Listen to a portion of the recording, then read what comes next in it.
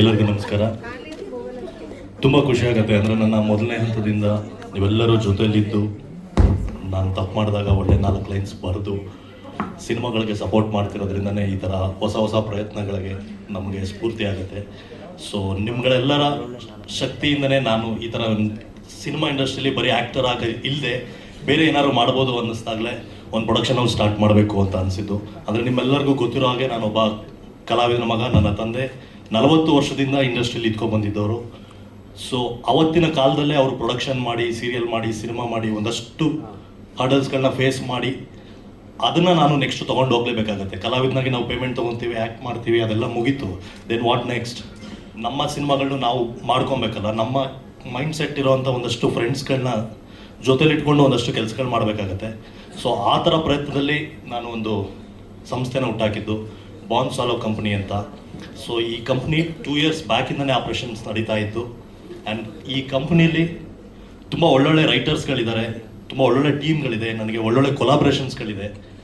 So ಅದ್ಭುತವಾದ ಒಂದು ಸಿನಿಮಾಗೆ ಏನೆಲ್ಲ ಬೇಕು ಅದನ್ನೆಲ್ಲ ಬ್ಯಾಕ್ಗ್ರೌಂಡ್ ವರ್ಕ್ ತುಂಬ ಚೆನ್ನಾಗಿ ಮಾಡಿದ್ವಿ. ಝೀರೋ ಸ್ಕ್ರ್ಯಾಚಿಂದ ವರ್ಕ್ ಮಾಡಿದ್ದೀವಿ. ಆಲ್ರೆಡಿ ನನ್ನ ಹತ್ರ 4 ಒಳ್ಳೊಳ್ಳೆ ಕಥೆಗಳಿದೆ. ಆ್ಯಂಡ್ ವೈ ಜಾವಾ, ದೆನ್ ವೈ ಚಕ್ರಿ ಸರ್ ಈ ಪಿಕ್ಚರ್ಗೆ ಅಂತ ಹೇಳಿದ್ರೆ, ಪ್ರೆಸ್ಸಲ್ಲಾಗಿರ್ಬೋದು, ನನ್ನ ಸ್ಕ್ರಿಪ್ಟ್ ಸೆಲೆಕ್ಷನಲ್ಲಾಗಿರ್ಬೋದು, ಯಾವುದೇ ಆಗಲಿ ಪ್ರತಿಯೊಂದು ಹಂತದಲ್ಲೂ ಗೈಡ್ ಮಾಡ್ಕೊಂಡು ಬಂದಿದ್ದಾರೆ. ಸೊ ನಮ್ಮಿಬ್ಬರದ್ದು ರಿಲೇಷನ್ ಒಂದು 5-6 ವರ್ಷದ ಹಳೇ ರಿಲೇಷನ್ನು. ಸೊ ಪ್ರತಿಯೊಂದು ಹಂತದಲ್ಲೂ ನಾನು ಯಾವುದೋ ಒಂದು ಕತೆ ಒಪ್ಕೊಂಡಾಗ, ನೀನು ಈ ಥರ ಅಲ್ಲ ಕತೆ ಮಾಡಬೇಕು, ನೀನು ಬೇರೆ ಥರದ್ದು ಮಾಡಬೇಕು, ಒಂದು ಕಂಟೆಂಟ್ ಕತೆ ಮಾಡಬೇಕು, ಆ ಥರ ಹೇಳಿ ಪ್ರತಿ ಹಂತದಲ್ಲೂ ಹೇಳ್ಕೊಂಬರ್ತಾಯಿದ್ರು. ಈ ಕತೆನ ನಾನು ಒಂದು 2 ಇಯರ್ಸ್ ಬ್ಯಾಕ್ ಹಿಂದೆ ಕೇಳಿದ್ದು. ಇದು ಆ್ಯಕ್ಚುಲಿ ಇದೊಂಥರ ಹಾಂಟಿಂಗ್ ಕತೆ. ಇದು ಅಂದರೆ ತುಂಬ ಜನ ಇಂಡಸ್ಟ್ರಿಯಲ್ಲಿ ಇರೋರಿಗೆ ಈ ಘಟನೆ ನಡೆದಿದೆ, ಅದು ಗೊತ್ತಿಲ್ಲ. ಒಂದು 80s ನಡೆದಿರೋವಂಥ ಒಂದು ಘಟನೆ ಇದು. ಸೊ ತುಂಬ ಹಾಂಟ್ ಮಾಡುತ್ತೆ ಆ ಘಟನೆ. ಚಲನಚಿತ್ರ ರಂಗದಲ್ಲಿರೋರಿಗೆ ಗೊತ್ತಿಲ್ಲ ಅಂದರೆ ಅದು ಹೊರಗಡೆ ಅವ್ರಿಗೆ ತುಂಬ ಹೊಸ ವಿಷಯ. ಸೊ ಇದು ನನಗೆ ತುಂಬ ನಾವು ಮಾಡಬೇಕಲ್ಲ ಅನ್ನಿಸ್ತು. ದೆನ್ ತುಂಬ ಫ್ರೆಂಡ್ಸ್ಗಳ ಸಪೋರ್ಟ್ ಇರೋದ್ರಿಂದ ಯಾವತ್ತೇ ಆಗಲಿ ನನಗೆ ನಿರ್ಮಾಪಕ ಅಂತ ಹಾಕ್ಸ್ಕೊಬೇಕು, ನನ್ನ ಹೆಸರು ಹಾಕೊಬೇಕು ಅನ್ನೋದು ಎಲ್ಲೂ ಇಲ್ಲ. ನನಗೆ ಒಳ್ಳೆ ಸಿನಿಮಾ ಮಾಡಬೇಕು ಅಷ್ಟೇ. ಅದಕ್ಕೋಸ್ಕರನೇ ನಾನು produce by Khan swallow company ಅಂತಲೇ ಹಾಕಿರೋದು. ಸೊ ಈ ಪ್ರೊಡಕ್ಷನಲ್ಲಿ ತುಂಬ ಒಳ್ಳೊಳ್ಳೆ ಕಂಟೆಂಟ್ಗಳು ಬರುತ್ತೆ ಅಂತ ನಾನು ತುಂಬ ಪ್ರಾಮಿಸ್ ಮಾಡ್ತೀನಿ. ದೆನ್ ಈ ಸಿನಿಮಾ ನನ್ನೊಬ್ಬನಿಗೆ ಅಲ್ಲ, ಈ ಬ್ಯಾನರ್ ನಾನೊಬ್ಬನೇ ಕೆಲಸ ಮಾಡಬೇಕು ಅನ್ನೋದೇನಿಲ್ಲ. ಆ ಕತೆಗೆ ಯಾರ್ಯಾರು ಸೂಟ್ ಆಗ್ತಾರೆ ಆ ಥರದ್ದು ಎಲ್ಲರನ್ನೂ ಹಾಕ್ಕೊಂಡು ಒಟ್ಟುಗೂಡಿಸಿ ಒಂದು ಸಿನಿಮಾ ಮಾಡಬೇಕು ಅನ್ನೋದು ನನ್ನ ಕನಸು. ದೆನ್ ರಾಗಿಣಿ ಮ್ಯಾಮ್ 2 ಇಯರ್ಸಿಂದನೂ ಜೊತೆಲಿ ಟ್ರಾವೆಲ್ ಮಾಡ್ತಾ ಇದ್ದೀವಿ. ನಾವಿಬ್ಬರು ಸಿನಿಮಾ ಮಾಡಬೇಕು ಅಂತ ಬಂದಾಗ ಯಾವ ಥರ ಸಿನಿಮಾ ಮಾಡ್ಬೋದು, ಯಾವ ಸ್ಕ್ರಿಪ್ಟ್ ಮಾಡ್ಬೋದು, ಆ್ಯಕ್ಚುಲಿ ನಮಗೆ ಬೇರೆ ಬೇರೆ ಕತೆಗಳು ಬಂತು.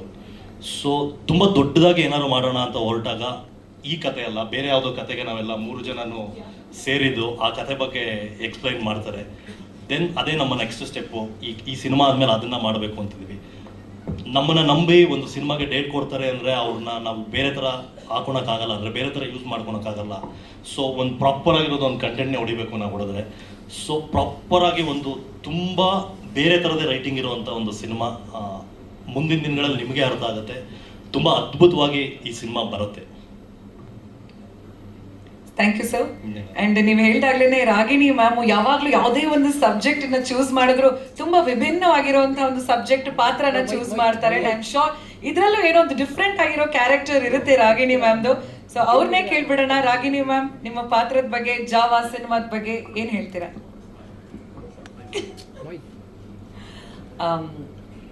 ಎಲ್ರಿಗೂ ನಮಸ್ಕಾರ. ಇವತ್ತು ತುಂಬಾ ಒಂದು ಸ್ಪೆಷಲ್ ದಿನ ಅಂತಲೂ ಹೇಳ್ಬೋದು, ತುಂಬ ಖುಷಿಯಾಗಿರೋಂಥ ಒಂದು ದಿನನೂ ಹೇಳ್ಬೋದು. ಈ ಕಾಂಬಿನೇಷನ್ ಇಷ್ಟು ಬೇಗ ಈ ಒಂದು ಮಟ್ಟದಲ್ಲಿ ಲಾಂಚ್ ಆಗುತ್ತೆ, ಈ ಒಂದು ಟೈಟಲ್ ಆಗಲಿ, ಒಂದು ಬ್ಯಾನರ್ ಆಗಲಿ, ತುಂಬಾ ಖುಷಿ ಆಗ್ತಿದೆ. ಟು ಸ್ಟಾರ್ಟ್ ವಿತ್ ರಾಜವರ್ಧನ್ ಅವರು, I think that he is one of the most hard-working people that I have seen and met in a really long time. ಅಂದರೆ ಒಂದು ಆ್ಯಕ್ಟರ್ ಆಗಬೇಕು ಅಂದರೆ ಸ್ಟಾರ್ ಬೇರೆ, ಲಕ್ ಬೇರೆ, ಟೈಮಿಂಗ್ ಅದೆಲ್ಲ of course is really important. But ಒಂದು stardom reach ಆಗೋದು is a very momentary thing. But maintaining that whole stability, traction about yourself is something that really matters. And ಅದಕ್ಕಂತ ಅದ್ರ ಹಿಂದೆ ತುಂಬಾ struggles ಇದೆ, ಅದ್ರ ಹಿಂದೆ ತುಂಬಾ ಕಷ್ಟ ಇದೆ, ಅದ್ರ ಹಿಂದೆ ತುಂಬ ಶ್ರಮ ಇದೆ, ಶ್ರಮ ಇದೆ ಆ್ಯಂಡ್ ಅದರಲ್ಲಿ ಪಾಯಿಂಟ್ ಟು ಪಾಯಿಂಟ್ ಯಾವತ್ತು it's not a one day job ಅಂತ ನನ್ನ ಅಭಿಪ್ರಾಯ. ಬಿಕಾಸ್ ಇವತ್ತು this is my 15th year in the film industry. So ನಾನು ಎಲ್ಲ ಥರದ್ದು ಸ್ಟ್ರಗಲ್ಸ್, ಎಲ್ಲ ಥರದ್ದು ಪಾಸಿಟಿವ್ಸ್, ನೆಗೆಟಿವ್ಸ್ ಎಲ್ಲ ನೋಡ್ಕೊಂಡು ಬಂದಿದ್ದೀನಿ. So when I look at him as an actor, I feel very happy because he has a never letting go and never giving up spirit. So all the best ನಿಮಗೆ, ಒಳ್ಳೆಯದಾಗಲಿ. ಇವತ್ತು ನಿಮ್ಮ Barn Swallow is a very special bird for people who don't know, and it has a very intense meaning. It's that bird that never gives up, has a leading power and has a lot of positivity and believes in growth. So I don't think he knew about it initially. And ನನಗೆ ಹೇಳ್ಬೇಕು, thank you so much ಆತ, thank you so much for supporting Rajavardhan as always. And when we discussed it initially, it's just something that came to him when we had a conversation about this, alva. And then I think it's coincidence how this bird and this name has come into play in your life and how your characteristics are matching with that. So now discussion ಮಾಡಿದಾಗ I'm like, it's a very interesting name, and ಈ ಥರ usual ಆಗಿ it pertains to a lot of positivity anta. So I'm wishing you all the best. And of course Java, ಅವ್ರು ಹೇಳಿದಾಗೆ ನಾವು meet ಮಾಡಿದ್ದು 3 ಜನ ಒಂದು ತುಂಬಾ ಬೇರೆ ರೀತಿಯಾದ, ಬೇರೆ ಅದ್ಭುತವಾಗಿರೋದು ಅಂತ ಒಂದು ಸ್ಟೋರಿಗೆ, ಲೈನ್ಗೆ ಮೀಟ್ ಮಾಡಿದ್ದು. ಚಕ್ರವರ್ತಿ ಅವರು ಮೀಟ್ ಮಾಡಿದಾಗ ಈ ಟೋಲ್ಡ್ ಮಿ, ನೀವು ಮೇಲ್ಕೋಟೆಯಿಂದ ಡೆಲ್ಲಿ ಟ್ರಾವೆಲ್ ಮಾಡೋಕ್ಕೆ ರೆಡಿ ಇದ್ದೀರಾ, ನಡ್ಕೊಂಡು ಟ್ರಾವೆಲ್ ಮಾಡೋಕ್ಕೆ ರೆಡಿ ಇದ್ದೀರಾ? ಲೈಕ್, ಏನು ಮಾತಾಡ್ತಿದ್ದೀರಾ ನೀವು? I know that you have a very distinctive way of thinking and thought process, ಆದ್ರೂ ಏನೋ ಇದೆ. ಸೊ ಅಲ್ಲಿಂದ ಸ್ಟಾರ್ಟ್ ಆಗಿ ಈ ಒಂದು ಕಥೆಯಲ್ಲಿ ನಾವು ಸೆಟಲ್ ಆಗಿದ್ವಿ. And I am really happy to be a part of this film. ಯಾಕಂದರೆ ಇನ್ನು ಮುಂದೆ ಬರ್ತಾ ದಿನದಲ್ಲಿ ಗೊತ್ತಾಗುತ್ತೆ ನಿಮ್ಮೆಲ್ರಿಗೂ that what kind of character this is specially written for me. And ಯಾರ್ಯಾರು ನನಗೆ ತುಂಬ ಹತ್ತಿರದಿಂದ ನೋಡಿರೋರು ಅವ್ರಿಗೆಲ್ಲರೂ ಗೊತ್ತು ನನ್ನ ಜರ್ನಿ ಯಾವ ಥರ ಇದೆ. I have seen positives, negatives, struggles ಎಲ್ಲ ಇದೆ ನನ್ನ ಲೈಫಲ್ಲಿ. ಆ್ಯಂಡ್ ಈ ಸಿನಿಮಾದಲ್ಲಿ ಕೂಡ there's a lot of relatability to my personal character and the character of the film. So thank you so much Chakravarthy ಅವರೇ, thank you so much Rajavardhan. I am truly honoured to be part of this film and looking forward to fantastic journey together. ಮತ್ತು ಎಲ್ಲ sir ಮಾತಾಡ್ತಾರೆ. Thank you so much for your patience and have a great day. Thank you ma'am. ಸಿನಿಮಾದ ಸಾರಥಿ ದೇವ ಚಕ್ರವರ್ತಿ sir.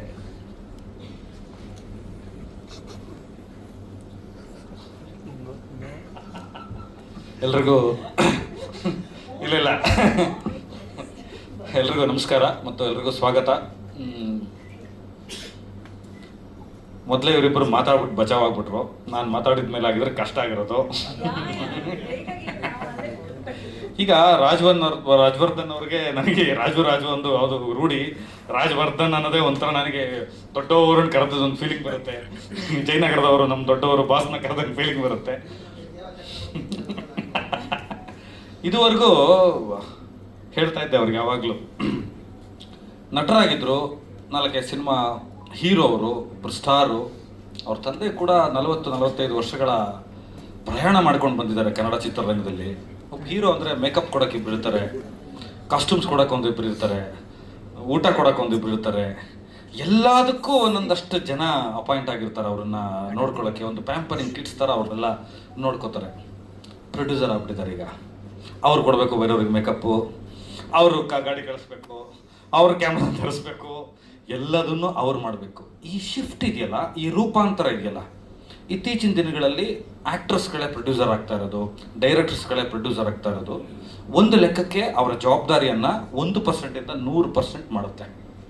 ನಿಜಕ್ಕೂ ಹೇಳ್ತೀನಿ, ಇಷ್ಟು ದೊಡ್ಡ ದೊಡ್ಡ ಬ್ಯಾನರ್ಗಳು, ದೊಡ್ಡ ದೊಡ್ಡ ನಿರ್ಮಾಪಕರುಗಳು, ನಿರ್ದೇಶಕರ ಜೊತೆ, ಆರ್ಟಿಸ್ಟ್ಗಳ ಜೊತೆ ಈ ಕನ್ನಡ ಚಿತ್ರರಂಗ ಇರ್ಬೋದು, ಭಾರತೀಯ ಚಿತ್ರರಂಗನ ಇಲ್ಲಿ ತನಕ ಎಳ್ಕೊಂಡ್ಬಂದಿದ್ದಾರೆ ಅಂದರೆ ತುಂಬ ಜವಾಬ್ದಾರಿ ಇರುತ್ತೆ.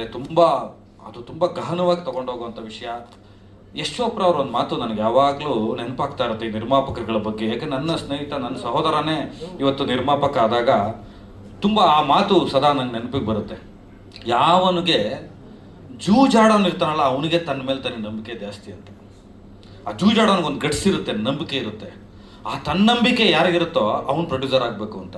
All the best Raju, enter to this world. ಯಾಕಂದರೆ ನಿರ್ಮಾಪಕರಾಗಿದ್ದಾರೆ. ಬಾರ್ನ್ ಸೋಲೋ ಅಂತ ಹೆಸರಿಟ್ಟಾಗ ನಾನು ಇದ್ಯಾಕಿದು ಅಂತ ಹುಡುಕ್ತೆ ಅದ್ರ ಬಗ್ಗೆ ಸ್ವಲ್ಪ. ಅದು ಪುರಾತನ ಕಾಲಘಟ್ಟದಲ್ಲಿ ಯುದ್ಧಕ್ಕೆ ಸ್ಪೈ ಆಗಿ ಬಳಸುವಂಥ ಒಂದು ಹಕ್ಕಿ ಅದು. 12 ವರ್ಷಕ್ಕೊಂದ್ಸಲ ಅದರ ಬ್ರೀಡನ್ನ ಪ್ರೊಡಕ್ಟ್ ಮಾಡುತ್ತೆ, ವಿದೇಶಿ ಹಕ್ಕಿ. ಈಗ ಮೆಟ್ಟೂರು ಕಡೆ ಎಲ್ಲ ತುಂಬ ಇದೆ.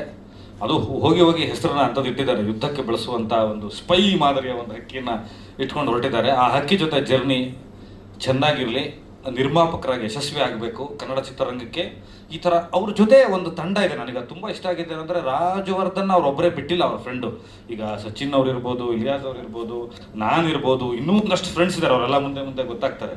ಒಂದು ತಂಡ, ಒಳ್ಳೆ ಸ್ನೇಹಿತರ ತಂಡ, ಅಭಿರುಚಿ ಇರೋವ್ರ ತಂಡ ಬೆನ್ನ ಹಿಂದೆ ಇದೆ, ಒಂದು ಪ್ಯಾಷನ್ ಇರೋರು ಬೆನ್ನ ಹಿಂದೆ ಇರೋದ್ರಿಂದ ಬಹುಶಃ ನಮಗೆ ಬಜೆಟು, ಮಾರ್ಕೆಟಿಂಗು, ಆ ಸಿನಿಮಾ ನಿರ್ಮಾಣ ಕಾರ್ಯದಲ್ಲಿ ಏನೇನು ಬೇಕೋ ಕ್ರಿಯೇಟಿವ್ ಆಸ್ಪೆಕ್ಟ್ಸಲ್ಲಿ ಏನೂ ತೊಂದರೆನೇ ಆಗೋದಿಲ್ಲ ಅನ್ನೋದು ಇದುವರೆಗೂ ನನಗೆ ಗೊತ್ತಾಗಿದೆ. ಅಷ್ಟು ಭರವಸೆ ಬಂದಿದ್ದರಿಂದ ಎಲ್ಲರೂ ಸೇರಿ ಕೈ ಹಾಕಿದ್ವಿ. ಸೊ ಅವರಿಗೆ ನಿಮ್ಮೆಲ್ಲರ ಪರವಾಗಿ ಮತ್ತು ನನ್ನ ಪರವಾಗಿ, ಚಿತ್ರರಂಗದ ಪರವಾಗಿ, ನಿರ್ಮಾಣಕ್ಕೆ ಕೈ ಹಾಕಿರೋದ್ರಿಂದ ಅದು ಅವ್ರ ತಂದೆಯವರ ಕನಸು. ರಾಜವರ್ಧನ್ ಫಸ್ಟ್ ನೀವು ಆ್ಯಕ್ಟ್ ಮಾಡಿದ್ದು ಗೊತ್ತಾ ನಿಮಗೆ? ಎಲ್ಲ ಆ್ಯಕ್ಟ್ ಮಾಡಿದ್ದೀರಾ ಅಂತ ಇದನ್ನು ಇಲ್ಲೇ ಹೇಳಬೇಕು ಅಂತ ನಾನು ಇಷ್ಟು ವರ್ಷದಲ್ಲಿ ಹೇಳಿಲ್ಲ ಅದನ್ನು. ನಿಮ್ಮ ತಂದೆಯವರು ನನಗೊಂದು ಇಂಟರ್ವ್ಯೂಗೆ ಬಂದಿದ್ದರು. ನಿಮ್ಮ ತಂದೆ ಪ್ರೊಡಕ್ಷನಲ್ಲಿ ನೀವು ತೊಟ್ಲಲ್ಲಿದ್ದಾಗ ಆ್ಯಕ್ಟ್ ಮಾಡಿಸಿದ್ದಾರೆ. ಆ ಫೋಟೋ ನನ್ನ ಹತ್ರ ಇದೆ. ತೊಟ್ಲಲ್ಲಿದ್ದಾಗ ಇವ್ರ ತಂದೆ ಆ್ಯಕ್ಟ್ ಮಾಡಿಸಿದ್ದಾರೆ. ಅಂದರೆ ಅವ್ರ ತಂದೆ ಕನಸದು ಥಿಯೇಟ್ರಿಂದ ಬಂದು ರಂಗಭೂಮಿಯ ಹಿನ್ನೆಲೆ ಇರೋರು. ಅದು ರಂಗಭೂಮಿ ಅನ್ನೋದೇ ಅದೊಂದು ದೊಡ್ಡ ಚಂಡ ಮದ್ದಲೆ. ಅದು ಅಲ್ಲಿಂದ ಬಂದು ಸಿನಿಮಾಗಳಲ್ಲಿ ಆ್ಯಕ್ಟ್ ಮಾಡಿ, ನೂರಾರು ಸಿನಿಮಾಗಳಲ್ಲಿ ಮಾಡಿ, ಇವತ್ತು ಅವ್ರ ತಂದೆಗೆ ತಾಯಿಗೆ ಅದೆಷ್ಟು ಸಂತೋಷ ಆಗ್ತಾ ಇರ್ಬೋದು. ತನ್ನ ಮಗ ಪ್ರೊಡಕ್ಷನ್ ಕಂಪನಿ ಮಾಡ್ತಾ ಇದ್ದಾರೆ, 4-6 ಜನ ಕೆಲಸ ಕೊಡ್ತಾ ಇದ್ದಾರೆ. ಅದರಲ್ಲಿ ಮೊದಲ ನಿರ್ದೇಶಕರಾಗಿ ನನ್ನ ಸೆಲೆಕ್ಟ್ ಮಾಡಿದ್ದಕ್ಕೆ ಅವ್ರಿಗೆ, ನಿರ್ಮಾಪಕರಿಗೆ ಶಿರಸಾಷ್ಟಾಂಗ ಧನ್ಯವಾದಗಳು. ನಿರ್ಮಾಪಕರಾಗಿ ಈಗ ಜಾವ ವಿಷಯಕ್ಕೆ ಬರೋದಾದರೆ, ರಾಜವರ್ಧನ್ ಅವ್ರಿಗೆ ನಾನು 2 ಕತೆ ಹೇಳಿದ್ದೆ, ಅದು ಬಂದುಬಿಡುತ್ತೆ.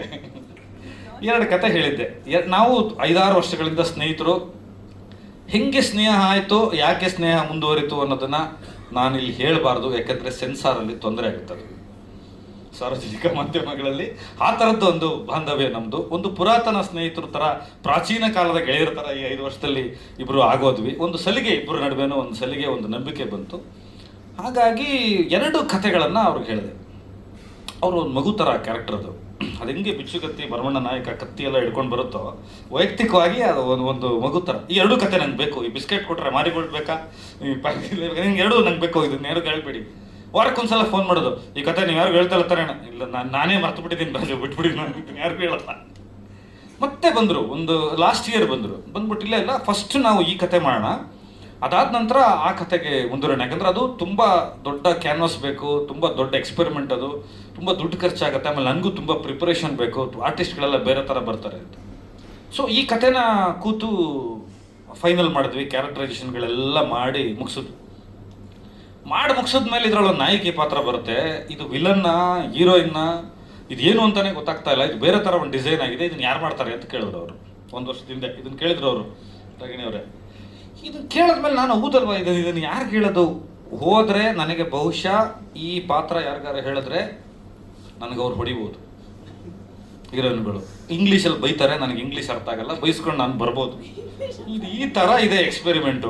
ಈಗ ನಾನು ಯಾರಿಗೂ ಹೇಳಿ ಹೆಂಗೆ ಒಪ್ಸೋದು? ಈಗ ಪ್ರೊಡ್ಯೂಸರ್ನ ಒಪ್ಪಿಸ್ಬೇಕಲ್ಲ, ನಾನು ಹೀರೋಯಿನ್ ಒಪ್ಸಿದ್ದೀನಿ ಅಂತ. ಇತ್ತೀಚಿನ ದಿನಗಳಲ್ಲಿ ಸೋಷಿಯಲ್ ಮೀಡಿಯಾ ನೋಡಿದ್ರೆ ಇವರಿಬ್ಬರೇ ಇರೋರು. ಎಲ್ಲಿ ಹುಡುಕೋದು, ನಾವು ಇಲ್ಲಿ ಕೈಲಿ ಬೆಣ್ಣೆ ಇಟ್ಕೊಂಡು ಎಲ್ಲೆಲ್ಲ ಹುಡುಕ್ತಾ ಇದ್ದೀನಲ್ಲ. ನಾನು ಒಂದ್ಸಲ ನಾನು ರಾಗಿಣಿ ಅವ್ರನ್ನ ಮೀಟ್ ಮಾಡಬೇಕಲ್ಲ ಅಂತ. ಯಾಕೆ ಅಂದ್ರೆ ಇವರು ಅಲ್ಲ, ನೋಡ್ತಾ ಇರ್ತೀನಲ್ಲ ರಾಜು, ಮಾತಾಡೋಣ ಒಂದ್ಸಲ ಪ್ಲೀಸ್ ಮೀಟ್ ಮಾಡೋಣ ಅಂತೆ. ಕರ್ಕೊಂಡು ಹೋದ್ರು. ಇವರು ಬಂದರು.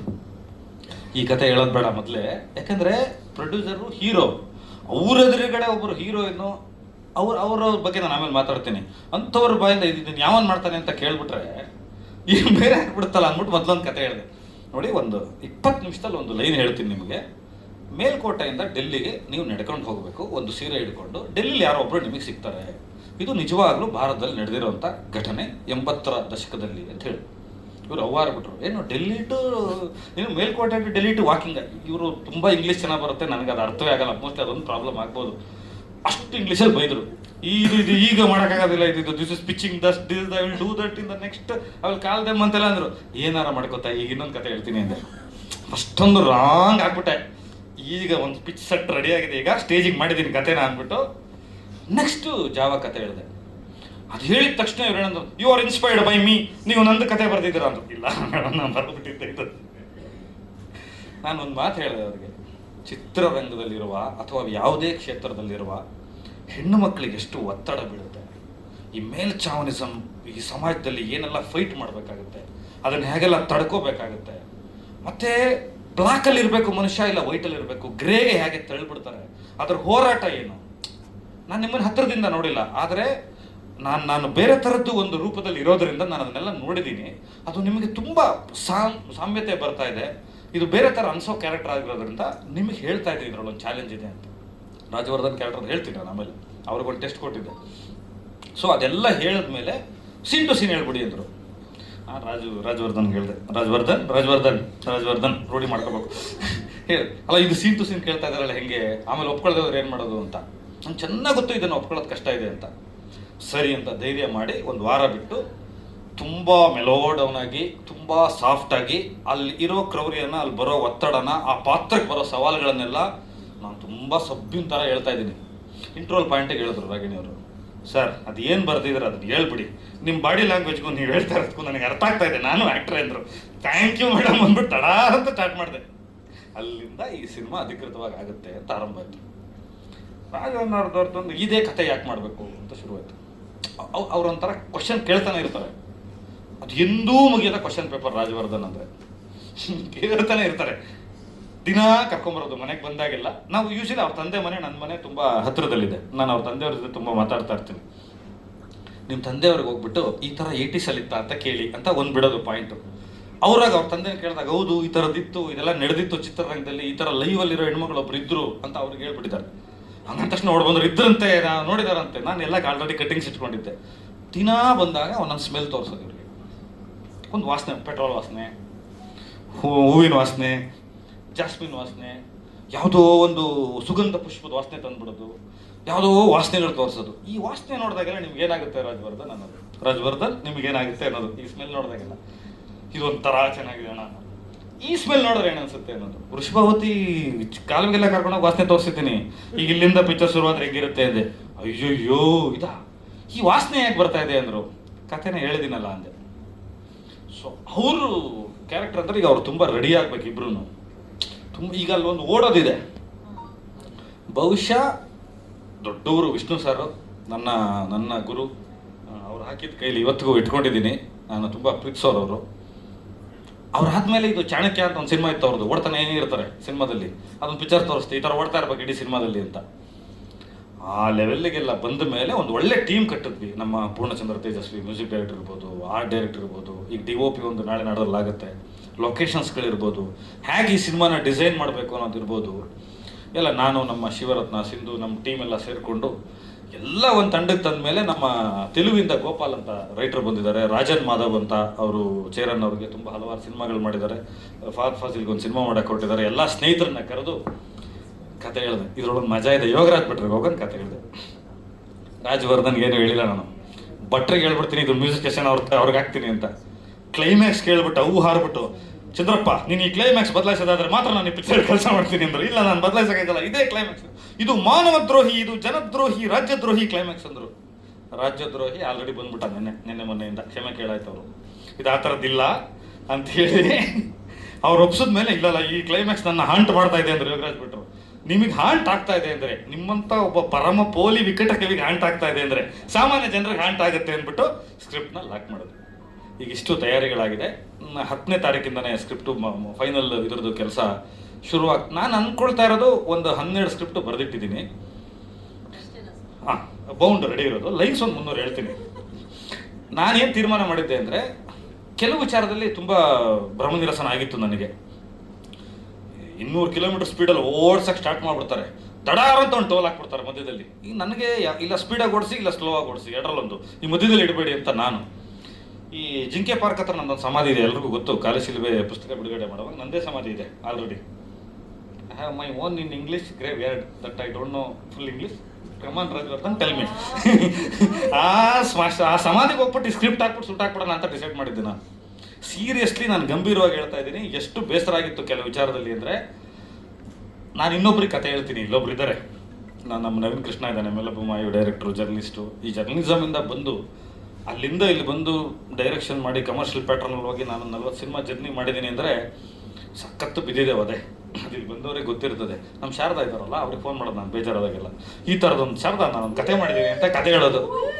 ಅವ್ರು ಆ ಕಡೆಯಿಂದ ಬೈತಾರೆ, ಸಾಯೋದ್ರೊಳಗಡೆ ಕತೆ ತೆಗೆದುಬಿಟ್ಟು ಸತ್ತೋಗು, ಇದು ನನ್ನ ಕತೆ ಹೇಳಿ ನನಗೆ ಹಿಂಸೆ ಕೊಡಬೇಡ, ಎಷ್ಟು ಕತೆ ಹೇಳಿ ಇನ್ನು ಯಾರಿಗೆ ಹೇಳೋದು?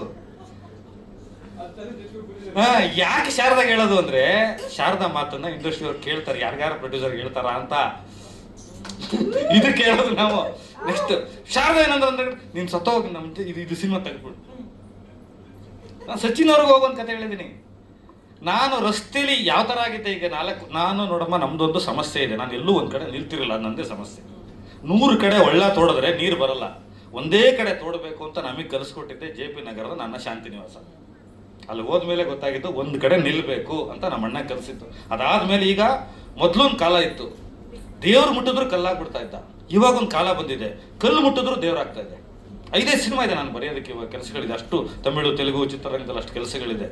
ಸೊ ಇದೆಲ್ಲ ಆದ್ಮೇಲೆ ಮೊದಲು ಹೇಗಿತ್ತು ಅಂದ್ರೆ, ರಸ್ತೆಯಲ್ಲಿ ಯಾರು ಸಿಕ್ಕಿದ್ರು ಬರೀ ಇಲ್ಲೊಂದು ಕತೆ ಹೇಳ್ತೀನಿ ಅಂತ ಅಲ್ಲೇ ಕೂರ್ಸ್ಕೊಂಡು ಕತೆ ಹೇಳ್ತಾ ಇದ್ದೆ. ಇದೆಲ್ಲ ಆಯ್ತು. ಈಗ ಒಂದು ಖುಷಿ ಅನ್ಬೇಕಾ, ಜವಾಬ್ದಾರಿ ಅನ್ಬೇಕಾ, ಎಲ್ಲ ಎಲ್ಲರ ಜೊತೆ ನಾನು ಇಲ್ಲಿ ಬದುಕಿ ಬಾಳಿದ್ದೀನಿ. ಎಲ್ಲರ ಅಂತರಂಗ ಗೊತ್ತಿರೋದು. ವಾಸು ಸರ್ ಇದ್ದಾರೆ, ಸೀನಿಯರ್ಸ್ಗಳಿದ್ದಾರೆ, ನಾನು ಲಂಕೇಶ್ ಪತ್ರಿಗಳಿದ್ದಾರೆ, ನನ್ನ ಫಸ್ಟ್ ಫೋಟೋಗ್ರಾಫರ್. ನನ್ನ ಫೋಟೋ ಕೊಡೋದಕ್ಕೆ ಸಾಯಿಸಿ ನನಗೆ ನನ್ನನ್ನು ಮನು ಮಾಡಿದ್ದಾನೆ. ಸೊ ಎಲ್ಲರ ನಡುವೆ ಕುತ್ಕೊಂಡು ನಮ್ದೊಂದು ಸಿನಿಮಾ ಮಾತಾಡೋದೇ ನಮ್ಗೊಂಥರ ಖುಷಿಯಾದಂಥ ವಿಚಾರ.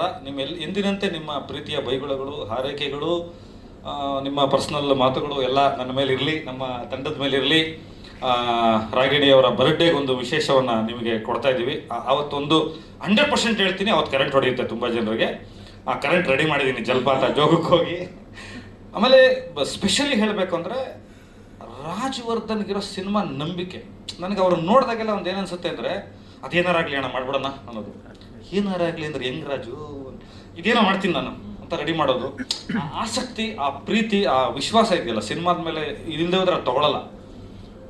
ಅದೆಲ್ಲವೂ ಚೆನ್ನಾಗಿ ಆಗುತ್ತೆ ಅನ್ನೋ ಒಂದು ನಂಬಿಕೆ ಮೇಲೆ ನೋಡಿ ಕನ್ನಡ ಚಿತ್ರರಂಗದ ಮುಂದಿನ ಭವಿಷ್ಯತ್ತಿನ ಅರುಣ್ ನೆಲ್ಸನ್ ಡೈರೆಕ್ಟ್ರು, ರೂಬಿ ಡೈರೆಕ್ಟ್ರು, ನಮ್ಮ ಕೃಷ್ಣಲೇಖನ ಉಪೇಂದ್ರ ಅವ್ರ ಸರ್ ಜೊತೆ ಇದ್ದಾರೆ, ನಮ್ಮ ರಘು ಕೋವಿದವರು, ಅಷ್ಟೂ ಜನ, ಸಿಂಧುಗೌಡ, ಎಲ್ಲ ಕನ್ನಡ ಚಿತ್ರರಂಗದ ಭಾವಿ ಮುಂದಿನ ಎಲ್ಲ ನಿರ್ದೇಶಕರು ಸಾಕ್ಷಿಯಾಗಿ ನಾನೊಬ್ಬ ಹಳೇ ಮಾಡಲ್ ಜಾವ ಗಾಡಿ ಸ್ಟಾರ್ಟ್ ಆಗ್ತಾ ಇದ್ದೀನಿ ಮತ್ತೆ ಕಿಕ್ ಹೊಡ್ಕೊಂಡು.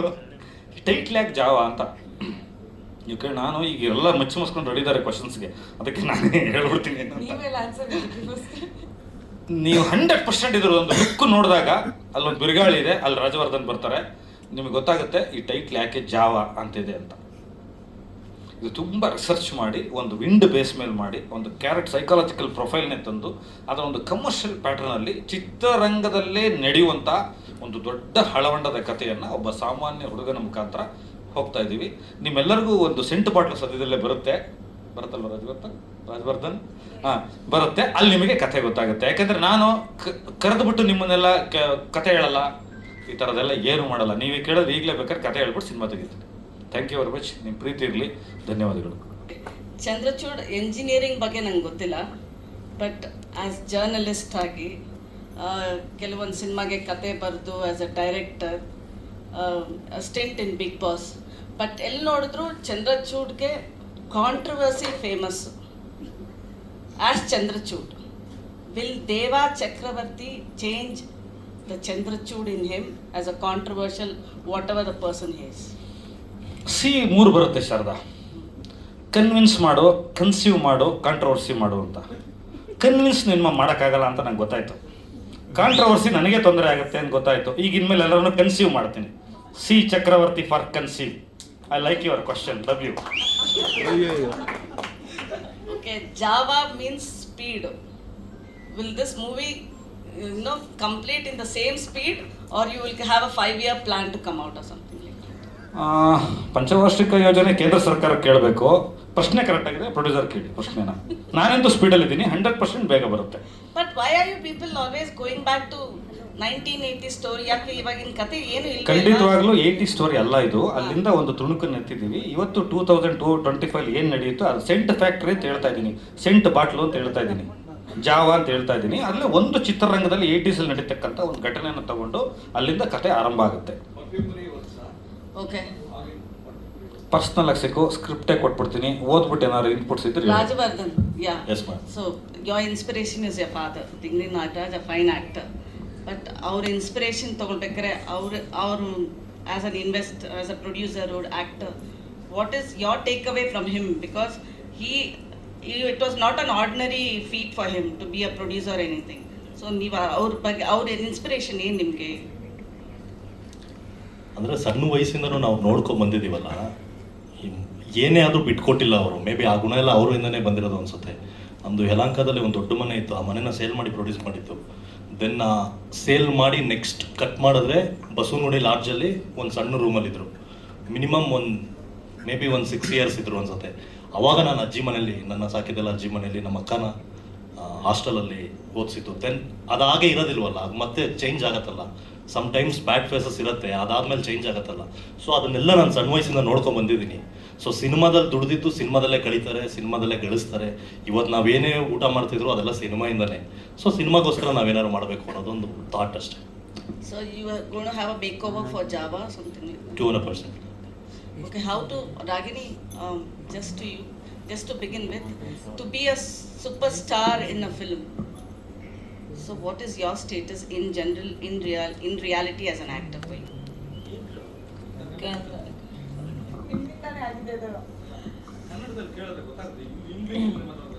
ಆಯ್ತಪ್ಪ, ಅವ್ರು ಇಂಗ್ಲೀಷ್ ಪೇಪರ್ ಅವರು ಅಂತ. ಓಕೆ, ಇವಾಗ ಕೇಳಿದ್ನಲ್ಲ, ಆಯ್ತು, ಇವಾಗ ಆಯ್ತು ಅವಳಿಗೆ. ನಮಗೆ ಅರ್ಥ ಆಗಲ್ಲ. ಇಫ್ ಯು ಕ್ಯಾನ್, ಇಲ್ಲ, ಐ ವಾಂಟ್ ಟು ಅಂಡರ್ಸ್ಟ್ಯಾಂಡ್ ನೀವೇನು ಕೇಳ್ತಾ ಇದ್ದೀರಾ ಎಕ್ಸಾಕ್ಟ್ಲಿ.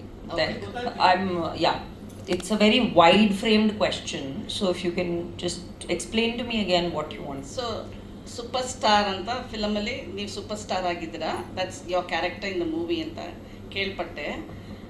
ನಿಮ್ಮ ಸ್ಟೇಟಸ್ ಆಫ್ ಆಸ್ ಅನ್, ನಾನು ಕ್ವೆಶನ್ ಕೇಳ್ತಾ ಇದ್ದೀನಿ, ನೀವು ನನ್ನ ಕ್ವೆಶನ್ ಕೇಳ್ತಾ ಇದ್ದೀರಾ, ಅವ್ರನ್ನ ನಾನು ಕೇಳ್ತಾ ಇದ್ದೀನ. ಓಕೆ, ಸೂಪರ್ ಸ್ಟಾರ್ ಈ ಫಿಲಮಲ್ಲಿ, okay, ಜಾಬಾ. So, but in reality, what is you at the status as an actor in general, if I want to know in a broader sense? Okay, this is a very interesting question. I don't truly believe in labels. ಯಾಕಂದರೆ ಪ್ರತಿಯೊಬ್ಬರು ಪರ್ಸನ್ದು fate ಆಗಲಿ, ಹೆಸರಾಗಲಿ, ಒಂದು ದುಡ್ಡಾಗಲಿ, ಒಂದು success failure ಆಗಲಿ, ಒಂದು Friday ಮೇಲೆ depend ಆಗುತ್ತೆ ಅಂತ ಒಂದು ಸಿಂಪಲ್ ಗಾದೆ ಅಂತ ಹೇಳ್ಬೋದು. ನನ್ನ ಅಭಿಪ್ರಾಯ ಏನಂದರೆ, ಪ್ರತಿದಿನ as a person I want to grow.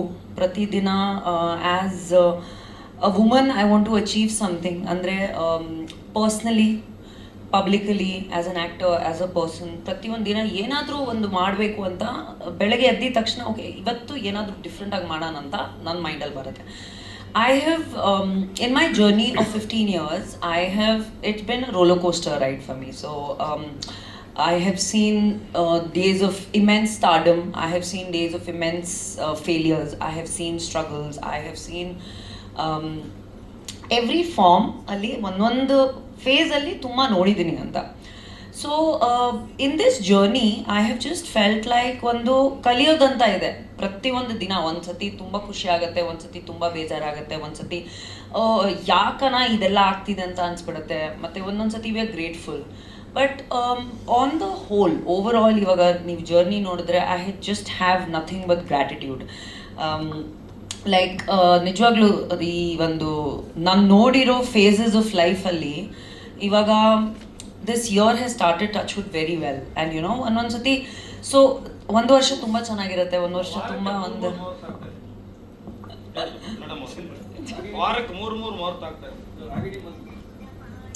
Thank you so much. I think this is happening because ಎಲ್ಲರೂ ಗೆ ಇರೋ ನನ್ನ ಮೇಲೆ ಪ್ರೀತಿ ಇರ್ಬೋದು, ಸಪೋರ್ಟ್ ಇರ್ಬೋದು, like people who really have loved me and supported me, ಅವ್ರಿಂದನೂ ಇರ್ಬೋದು. people who don't like me, never supported me, wanted to see me fail, ಅವ್ರಿಗೂ thank you, because it just inspires me to just do better and be a stronger person in that. So it's been a beautiful journey. I don't think there are any labels. I don't think, see, ಇವಾಗ ನಮ್ಮನ್ನ ಹೆಸರುಗಳು ಹಾಕೋದು ನಮ್ಮ fans. Like, you know, people have called me Mass Queen, people have called me a superstar, people call him massive star, so andre ee hesarugalu barodu from our fans, and I think it's a very small thing. It's also very superficial ನನಗೆ ಅನ್ಸುತ್ತೆ. ನಾವು ಹೆಂಗಿದೀವಿ ಅದನ್ನ character ಆಗಿ ಅದು ಮುಖ್ಯವಾಗಿರುತ್ತೆ ಯಾವತ್ತು, not the way we being called and not the sub names and context that we are with. So focus ಅದರಲ್ಲಿದೆ ಅಷ್ಟೇ. Thank you and all the best. Thank you so much. ಮತ್ತೇನಾದ್ರು ಬದಲಾವಣೆ ಸಾಧ್ಯತೆಗಳಿದೆಯಾ? ಇದೇ ಹೆಂಗೆ ಆ್ಯಡ್ ಆಯ್ತಿದ್ದು? ಇದಕ್ಕೆಲ್ಲ ಕಾರಣ ಶಾರದಾ. ಹಂಗೆ ಅಂತ ಹೇಳ್ತೀನಿ ನಿಮಗೆ. ಈ ಚಂದ್ರಚೂಡ್ ಅನ್ನೋದು ನಂದು ಪೆನ್ ನೇಮು, ಪತ್ರಿಕೆಗೆ ಮಾತ್ರ ಇಟ್ಕೊಂಡಿದ್ದು. ಅದು 73 ಕೇಸ್ ಆಗೋಯ್ತು ಅದ್ರ ಮೇಲೆ, ಡೆಫಾರ್ಮೇಷನ್ ಕೇಸಸ್ಸು. ಈ ಚಂದ್ರಚೂಡ್ ಅಂತ ಇಡ್ತಾಗಿಂದ ನಾನು ಕೋರ್ಟ್ಗೆ ಹೋಗಿದ್ದೀನಿ, ಪೊಲೀಸ್ ಸ್ಟೇಷನ್ಗೆ ಹೋಗಿದ್ದೀನಿ, ಅದು ತವ್ರ ಮನೆ ಆಗ್ಬಿಟ್ಟಿದೆ ನನಗೆ. 140 ದಿನ ಜೈಲಿಗೆ ಹೋಗಿದ್ದೀನಿ ಸೋಷಿಯಲ್ ಇಶ್ಯೂಸ್ ಕಾರಣಕ್ಕೆ. ಈ ಶಾರದಾ ಯಾವಾಗಲೂ ಫೋನ್ ಮಾಡಿ, ನೀನು ಕಾಂಟ್ರವರ್ಸಿಗೆ ಹೋಗ್ಬೇಡ, ಸೀನಲ್ಲೇ ಇದೆ, ನೀನು ಒಳ್ಳೆ ರೈಟ್ರು, ನೀನು ಈ ಥರ ಮಾಡು ಅಂತ. ಚಕ್ರವರ್ತಿ ಅನ್ನೋದು ನನ್ನ ಮನೆ ಸರ್ನೇಮು. ನಾನು ಹಂಗೆ ಹುಡುಕಿ ನ್ಯೂಮರಾಲಜಿ ನೋಡಿ ಅದಕ್ಕೆ ಸಂಖ್ಯಾಶಾಸ್ತ್ರ ಎಲ್ಲ ಕಲ್ತ್ಕೊಂಡು ಆಗಮಿಕ ಪೌರೈತ್ಯ ಎಲ್ಲ ಕಲಿತು ಎಲ್ಲ ಆದಮೇಲೆ ಒಂದು ಒಳಿತು. ನಮ್ಮ ನವೀನ್ ಕೃಷ್ಣ ಯಾವಾಗಲೂ ಹೇಳೋ, ನಿನ್ನ ಹೆಸರು ಕೇಳಿದ ತಕ್ಷಣ ನೀನು ಹೊಡಿತೀಯ ಅನ್ಸುತ್ತೆ, ಇಲ್ಲ ಅವ್ರು ಹಿಂಗೆ ಹೊಡಿತಾರೆ ಅನ್ಸುತ್ತೆ, ಇದು ಏನೋ ಒಂದು ಅನಿಸ್ತಾ ಇದೆ, ಯಾಕೋ ಅವ್ರು ಸರಿ ಹೋಗ್ತಿಲ್ಲ ಅಂತ. ನಮ್ಮ ತಾಯಿನ ಕೇಳಿದೆ ಮೊನ್ನೆ, ನಮ್ಮ ತಂದೆ ಜಾತಕ ಬರ್ತಿದ್ರಲ್ಲ ನಮ್ಮ ಅಜ್ಜ ಕುಡೀಲಿ ಅಂತ. ತೆಗೆದಾಗ ಅಲ್ಲಿ ಗೊತ್ತಾಯಿತು, ಇದು ಬ್ಯಾಕ್ ಟು ದ ರೂಟ್ಸ್ ಅನ್ನೋ ಥರ ನನ್ನ ಹೆಸರು ದೇವ ಅಂತಿತ್ತು. ಇದು ನಾನು ಸ್ಕೂಲಲ್ಲೆಲ್ಲ 7ನೇ ಕ್ಲಾಸಿಗೆ ಎಲ್ಲ ನಾನು ಕೇಳಿದ್ದೆ, SLC ಮೇಲೆ ನಾನು ಚೇಂಜ್ ಮಾಡಿಸಿದ್ದೆ. ಇದು ಯಾಕೋ ಸೌಂಡ್ ಸರಿ ಹೋಗ್ತಾ ಇಲ್ಲ, ಬೇಡ ಈ ಕೋರ್ಟು ಕೇಸು ಎಲ್ಲ ಬಿಟ್ಬಿಟ್ಟು ಸಿನಿಮಾ ಮಾಡೋಣ. ಸೀನಲ್ಲೇ ಸಿನಿಮಾ ಇದೆ, ಸೀನಲ್ಲೇ ಚಕ್ರವರ್ತಿ ಇದ್ದಾನೆ, ಒಂದು ಡಿ ಬಂದ್ಬಿಡ್ಲಿ ಅಂತೇಳಿ ಮೂಲ ಹೆಸರಿಗೆ ಹೋಗಿದ್ದೀನಿ. ಇನ್ನು ಮುಂದೆ ಹೆಸರು ಬದಲಾಯಿಸಲ್ಲ ಅಂತ ನಿಮ್ಮ ಮೇಲೆ ಆಣೆ ಮಾಡಿ ಹೇಳ್ತಾ ಇದ್ದೀನಿ, ಬದಲಾಯಿಸಲ್ಲ. ಒಂದು ಈ ಮೇಲ್ಕೋಟೆಯಿಂದ ಡೆಲ್ಲಿಗೆ ಹೋಗುತ್ತೆ ಪಾದಯಾತ್ರೆ, ಅಲ್ಲಿ ಡೆಲ್ಲಿ ಟು ಚೆನ್ನೈಗೆ ಬರುತ್ತಾ ಅಂತ? ಇಲ್ಲ, ಅದು ನೀವು ಕೇಳಿ ಸೆನ್ಸ್ ಅರ್ಥ ಆಯಿತು. ಆ ಕತೆ ಡೆಲ್ಲಿಯ ಒಂದು ವಿಶೇಷವಾದ ಕೋರ್ಟಲ್ಲಿ ಎಂಡ್ ಆಗುತ್ತೆ. ಆವಾಗ ಪ್ರಧಾನಮಂತ್ರಿ ಇದ್ದವರ ಇದರಲ್ಲಿ ಎಂಡ್ ಆಗುತ್ತೆ. ಅದು ಮುಂದಕ್ಕೆ ಮಾಡಬೇಕು. ಈಗಲೇ ನಾನು ಬಾಯಿ ತಡಿಲಾರದಲ್ಲಿ ಹೇಳ್ಬಿಟ್ಟು ಇವರಿಬ್ಬರು ನನ್ನ ಆಮೇಲೆ ಏನು ಮಾಡ್ತಾರೆ, ಇವ್ರು ಕೇಸ್ ಹಾಕೋರು ಕಷ್ಟ ಆಮೇಲೆ ನನ್ನ ಮೇಲೆ. ನಿಮ್ಮ ವೇವ್ ಲೆಂತ್ ನೀವು ಹೇಳ್ತಿರೋ ಸ್ಪೀಡ್ ಏನಿದೆ ಅದು ತುಂಬ ಕಡೆ ಹೋಗಿ ಮುಟ್ಟೋ ಅಂಶಗಳು ಕಾಣ್ತಾ ಇದೆ ನೀವು ಹೋಗ್ತಿರೋ ವೇವ್ ಲೆಂತ್. ನನಗೆ ಆಗ ಅನಿಸ್ತಾ ಇದೆ 1.25 ವರ್ಷ ನಡಿಬೇಕು ಕತೆ. 19 ರಾಜ್ಯಗಳಿಗೆ ಹೋಗ್ಬೇಕು ಆ ಕಾಲದಲ್ಲಿ. ಕಥೆನೂ ಕ್ಲೈಮ್ಯಾಕ್ಸ್ ಹೇಳ್ಬೋದು ನೀವು ಈಗಲೇ? ಹೇಳ್ಬೋದು ಕ್ಲೈಮ್ಯಾಕ್ಸ್. ಕತೆ ಹೇಳ್ಬೇಕಾ ಕ್ಲೈಮ್ಯಾಕ್ಸ್ ಹೇಳ್ಬೇಕಾ? ಎರಡೂ ಹೇಳಿ. ಕತೆ ಒಂದು ಲೈನ್ ಹೇಳಿ, ಕ್ಲೈಮ್ಯಾಕ್ಸ್ ಏನು ಅಂತ ನೋಡು. ಈಗ ವಿರೋಧ ಭಾಷೆ ಇದೆ, ಏನು ಮಾಡಲಿ? ದೊಡ್ಡವ್ರದ್ದು ಮಾತು ಕೇಳಲ್ಲ, ಯಾರ್ದು ಕೇಳಲಿ? ನೋಡಿ, ಈಗ ಇಂಟ್ರೆಸ್ಟಿಂಗ್ ಪ್ರೊಡ್ಯೂಸರ್ ಅಂತೆ. ಆದರೂ ನಿಮಗೋಸ್ಕರ ಒಂದು ಅಂಶ ಹೇಳ್ತೀನಿ. ಕನ್ನಡಿ ತುಂಬ ಸಲ ಸುಳ್ಳಾಗಿರುತ್ತೆ ಅಂತ ಹೇಳೋದು ಕ್ಲೈಮ್ಯಾಕ್ಸ್. ಈ ಸಿನಿಮಾ ರಂಗದಲ್ಲಿ ಕನ್ನಡಿ ತುಂಬ ಸಲ ಸುಳ್ಳಾಗಿರುತ್ತೆ. ಕನ್ನಡಿ ಯಾವಾಗಲೂ ಸತ್ಯ ಹೇಳಲ್ಲ. ನನಗೆ ನಾನು ಅಂತ ತೋರಿಸ್ಬೇಕಾದ್ರೆ ಕನ್ನಡಿ ಬೇಕಾಗಿಲ್ಲ, ಅದು ಕ್ಲೈಮ್ಯಾಕ್ಸ್. ಬನ್ನಿ, ನೀವಿಬ್ಬರೇ ನಿಮ್ಮ ಆಶೀರ್ವಾದ ಶಾರದಾ. ಬನ್ನಿ ಇಲ್ಲೇ ನಾವಿಬ್ಬರೇ ಎದ್ದೋಗ್ತೀವಿ. Better, this chemistry is more exciting than this chemistry. I am very intrigued by it. ಹೇಳಪ್ಪ, ಕೇಳ ಡೈರೆಕ್ಟರ್. ಆಮೇಲೆ ಧ್ರುವ ಸರ್ಜಿ ಜೊತೆ ಒಂದು ಸಿನಿಮಾ ಮಾತುಕತೆ ಆಗಿತ್ತು, ಅದು ಎಲ್ಲಿಗೆ ಬಂತು? ಈಗ ಬೈಕ್ ಹತ್ತಿದ್ದೀನಿ, ಅದು ಹೆಲಿಕಾಪ್ಟರ್ ವಿಚಾರ ಇನ್ನೊಂದು ಸ್ಟೇಜಲ್ಲಿ ಮಾತಾಡೋಣ. ಧ್ರುವ ಅವರೇ ಹೇಳ್ತಾರೆ ಮುಂದಿನ ದಿನದಲ್ಲಿ. ಬೈಕ್ ಇಳಿದು ಬಿಡ್ತೀನಿ ಮತ್ತೆ, ನೋಡು ಬೈಕ್ ಜರ್ನಿ ಗಂಟೆ ಬೇಡ, ಬೈಕ್ ಇಳಿದು ಬಿಡ್ತೀನಿ, ಖಂಡಿತ ಸದ್ಯದಲ್ಲಿ ಆಗುತ್ತೆ.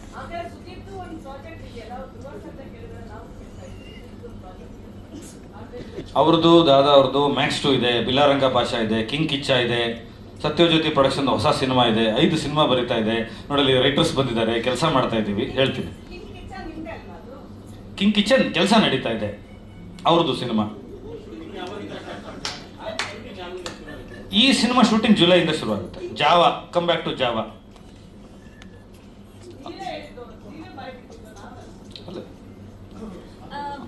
Can we sit down?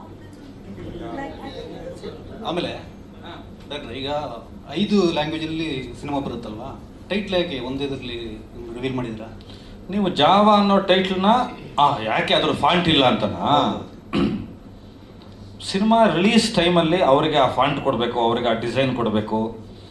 PAN India cinema business sector ಮತ್ತು ಕ್ರಿಯೇಟಿವ್ ಸೆಕ್ಟ್ರಲ್ಲಿ ಹೆಂಗಾಗುತ್ತೆ ನಾವೇನಂದರೆ, ನಾವು ಮೊದಲು ಆ ಥರದ ಒಂದು ಇಂಗ್ಲೀಷ್ ಟೈಟ್ಲ್ ಹೋದರೆ ಸಾಕು ಅವ್ರಿಗೆ. ಆಮೇಲೆ ಸಂಸ್ಕೃತದಿಂದ ಹಿಡಿದು ತುಳುವಿಂದ ಹಿಡಿದು ಎಲ್ಲಿಗೆ ಬೇಕಾದ್ರೂ ನಾವು ಟೈಟ್ಲ್ ಚೇಂಜ್ ಮಾಡ್ಬೋದು ರಿಲೀಸ್ ಟೈಮಲ್ಲಿ. ಯಾಕಂದ್ರೆ ಅದಕ್ಕೊಬ್ಬ ಬಿಸ್ನೆಸ್ ಪಾರ್ಟ್ನರ್ ಬರ್ತಾನೆ, ಡಿಸ್ಟ್ರಿಬ್ಯೂಟರ್ಸ್ ಬರ್ತಾರೆ, ಥಿಯೇಟರ್ ಆಸ್ಪೆಕ್ಟ್ಸ್ ಬರುತ್ತೆ, ಅವಾಗ ಎಷ್ಟು ಹೋಗಬೇಕಾಗುತ್ತೆ ಅನ್ನೋದ್ರ ಮೇಲೆ, ಕ್ರಿಯೇಟಿವ್ಸ್ ಮೇಲೆ ಆಮೇಲೆ ಚೇಂಜ್ ಆಗುತ್ತೆ. ಇಂಗ್ಲೀಷು ಭಾಷೆ ಎಲ್ರಿಗೂ ಅರ್ಥ ಆಗುತ್ತೆ, ಮತ್ತು ನಮ್ಮ ಭಾಷೆ ಕನ್ನಡ ಸಾಕು ಅನ್ನೋ ಕಾರಣಕ್ಕೆ ಹಾಕಿದ್ದೀವಿ ಅಷ್ಟೇ. ಆಮೇಲೆ ಜಾವಾ ಅನ್ನೋದು ಯಾವ ಭಾಷೆಗೆ ಹೋದ್ರೂ ಜಾವಾನೇ, ವೇಗ ಅಂತ ಅರ್ಥ ಅಷ್ಟೇ. ಸರ್, ಸಿನಿಮಾಟೋಗ್ರಫಿ ಯಾಕೆ ಏನು ಹೇಳುತ್ತೆ ಅಂದರೆ, first serve first come sir. ಇವತ್ತು ಅದು ನಾಳೆ ಇರ್ಬೋದು, ನನಗೆ ಅದ್ರ ಮಾಹಿತಿ ಇಲ್ಲ ಸರ್. ಯಾವುದೇ ಸಿನಿಮಾ ಟೈಟ್ಲನ್ನ ಯಾವುದೇ ಚೇಂಬರಲ್ಲಿ ನೀವು ಮಾಡಿಸಿದ್ರು ಒಂದು ಜನರಿಗೆ ಅರ್ಥ ಮಾಡಿಸೋದಕ್ಕೆ ಒಂದು ಟೈಟ್ಲ್ ಬೇಕಾಗುತ್ತೆ. ಇವತ್ತು ಸೆನ್ಸಾರಿಗೆ ನಾವು ಮೊದಲು ಹೋದರೆ ಅಥವಾ ಅವರೇ ಮೊದಲು ಹೋದರೆ ಯಾರು ಹೋದ್ರೂ ಅದು ಅವ್ರದ್ದು ಟೈಟ್ಲ್ ಆಗುತ್ತೆ. ಇವತ್ತು ಟೈಟ್ಲ್ ನಮ್ಮದೇ ಅಂತ ಯಾವುದೇ ಚೇಂಬರಲ್ಲಿ ಇಂಡಿಯನ್ ಲೆವೆಲ್ ಮಾಡಿಸಿದ್ರು ಇಲ್ಲ, ಫಸ್ಟ್ ಕಮ್ ಫಸ್ಟ್ ಸರ್ವ್, ಯಾರು ಹೋಗ್ತಾರೆ ಅಂತ. ಅವರು ಒಂದು ಕೆಫೆ ಇಟ್ಕೊಳ್ತಿದ್ದಾರೆ, ಅವ್ರಿಗೂ ಒಳ್ಳೇದಾಗಲಿ. ಗೊತ್ತಾಯ್ತು ಸರ್, ಕೇಳ್ಪಟ್ಟೆ.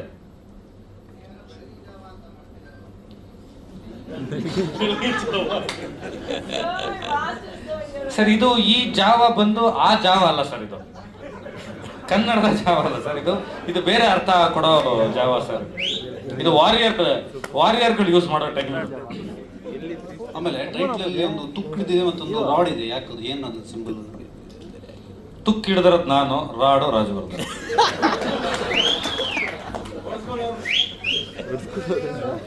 ಅಲ್ಲಲ್ಲ, ಮಧ್ಯದಲ್ಲಿರೋರು ಎದ್ದಿರೋ ಬಿರುಗಾಳಿ, ಸುಂಟ್ರ ಗಾಳಿ ಇದೆಯಲ್ಲ ಅದೇ ಬಿರುಗಾಳಿ ಮಧ್ಯದಲ್ಲಿರೋದು. ಏನೋ ಕೇಳಿದ್ರೆ ಪ್ರಶ್ನೆ ಗೊತ್ತಾಗಲ್ಲ. ಮೇಲೆ ವಿಜಯ್ ಕೊಡಿ.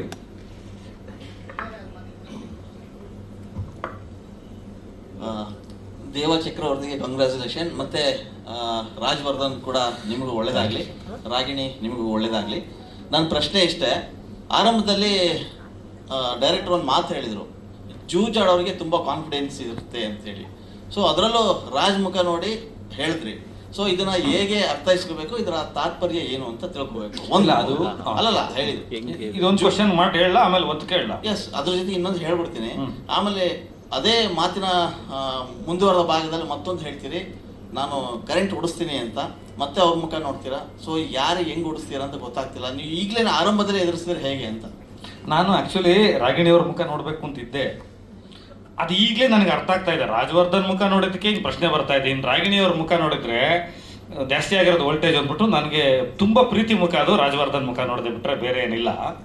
ನನ್ನ ಹೊಣೆ ಅಲ್ವಾ ಸರ್ ಅದು. ನಾನೊಬ್ಬ ಮೊದಲ ಅವರ ಸಿನಿಮಾದ ಬ್ಯಾನರ್ ನಿರ್ದೇಶಕ ಆಗಿ, ಅವರು ಆ್ಯಕ್ಟರ್ ಆಗಿ ಒಂದಷ್ಟು ಲಕ್ಷ ದುಡ್ಡು ತಗೋತಾರೆ, ಅವರಿಗೆ ಫೆಸಿಲಿಟೀಸ್ ಇದೆ, ಕಟ್ಔಟ್ಗಳು ಬೀಳುತ್ತೆ, ಪೋಸ್ಟರ್ಗಳು ಬೀಳುತ್ತೆ. ಪ್ರೊಡ್ಯೂಸರ್ ಹೆಸರು 5 ಸೆಕೆಂಡ್ ಬರುತ್ತೆ, ನಿಮಗೆ 5 ಸೆಕೆಂಡ್ ಬರುತ್ತೆ. ಪ್ರೊಡ್ಯೂಸರ್ ಯಾರು ಅಂತ ಕೇಳ್ಬಿಟ್ಟು ಆಗೋದಿಲ್ಲ. ಒಂದು ದೊಡ್ಡ ಬ್ಯಾನರ್ ಆಗಿ ಚಿತ್ರರಂಗದಲ್ಲಿ ನಿಲ್ಲೋ ತನಕ ಡೈರೆಕ್ಟರ್ ಕಾರ್ಡ್ 5 ರಿಂದ 6 ಸೆಕೆಂಡ್ ಬರುತ್ತೆ. ಆದರೆ ಮುಖ ಕಾಣೋದು ಕಲಾವಿದರದ್ದು. ಅದನ್ನೆಲ್ಲ ಬಿಟ್ಟು ತಾನೇ ಆ್ಯಕ್ಟಿವ್ ಮಾಡ್ತಾ. ಆಮೇಲೆ ಇನ್ನೊಂದು ಮಾತು ಹೇಳಿದ್ರು ಅವರು, ಬೇರೆ ಕಲಾವಿದರಿದ್ದರೂ ಕೂಡ ನಾನು ಅವ್ರಿಗೆ ಮಾಡ್ತೀನಿ, ಕತೆಗೆ ಸೂಟ್ ಆದರೆ ಮಾಡ್ತೀನಿ. ಈಗ ನನಗೂ ಗೊತ್ತು, ನಂದೇ 2 ಕತೆ ಅವ್ರ ಹತ್ರ ಇದೆ, ಇನ್ನೊಂದಷ್ಟು 3 ಕತೆ ತಮಿಳು ತಲೆಗಳಿಂದ ಕೇಳ್ತಾ ಇದ್ದಾರೆ. ಸೊ ಆ ಚಾಲೆಂಜ್ ಮಾಡೋದಿದೆಯಲ್ಲ ಸರ್, ಯಶ್ ಚೋಪ್ರಾ ಅವ್ರ ಮಾತು ಹೇಳಿದ್ ನಿಜ. ಜೂಜಾಡೋನ್ಗೆ ಇರ್ಬೇಕಂತ ತನ್ನಂಬಿಕೆ ಇರಬೇಕು. ಯಾಕಂದ್ರೆ ನಮಗೆ ಗೊತ್ತು ಎಲ್ಲೆಲ್ಲಿಂದ ಹಣ ತರ್ತಾರೆ, ಯಾವ ಸ್ನೇಹಿತರಿಂದ ತರ್ತಾರೆ, ಅದು ಏನು ನಡೀತದೆ ಅಂತ. ಆ ಅರ್ಥದಲ್ಲಿ ಹೇಳಿದೆ ಅಂತಂದ್ರೆ, ದಯವಿಟ್ಟು ನೀವು ಮಹಾಭಾರತಕ್ಕೆ ಹೋಗ್ಬೇಡಿ, ಇಲ್ಲ ಜೂಜು ಹೋಗ್ಬೇಡಿ. ಜೂಜು ಸಿನಿಮಾ ಅಂದ್ರೆ ಜೂಜು ಆಕ್ಚುಲಿ ನೀವು ಹೇಳೋದು ಥ್ಯಾಂಕ್ಸ್ ನಿಮ್ಮ ಪ್ರಕಾರ. ಆದ್ರೆ ಕಾರ್ಡ್ಸ್ ಅನ್ನ ಅವ್ರ ಕಡೆಗೆ ಬಿದ್ರೆ ಚೆನ್ನಾಗಿರುತ್ತೆ, ಅದು ಬೀಳ್ಸೋ ಜವಾಬ್ದಾರಿ ನಿಮ್ದಾಗ್ಲಿ. ಅಷ್ಟೇ. ನಾನು ಅವ್ರ ಮೇಲಿರೋ ಜವಾಬ್ದಾರಿಗೆ, ಪ್ರೀತಿಗೆ ಅವ್ರ ಮುಖ ನೋಡಿದೆ. ಈಗ ನೆಕ್ಸ್ಟ್ ಇಂದ ನಾನು ಏನೇ ಮಾತಾಡ್ಬೇಕಾದ್ರೂ, ಇದು ಮೇ 24ನೇ ತಾರೀಕು ಒಂದು ಅದ್ಭುತವಾದ ಕರೆಂಟ್ ಹೊಡೆಯುತ್ತೆ ಅಂದ್ಬಿಟ್ಟು ಬದಲಾಗ್ತೀನಿ ಅಷ್ಟೇ. Thank you brother, thank you.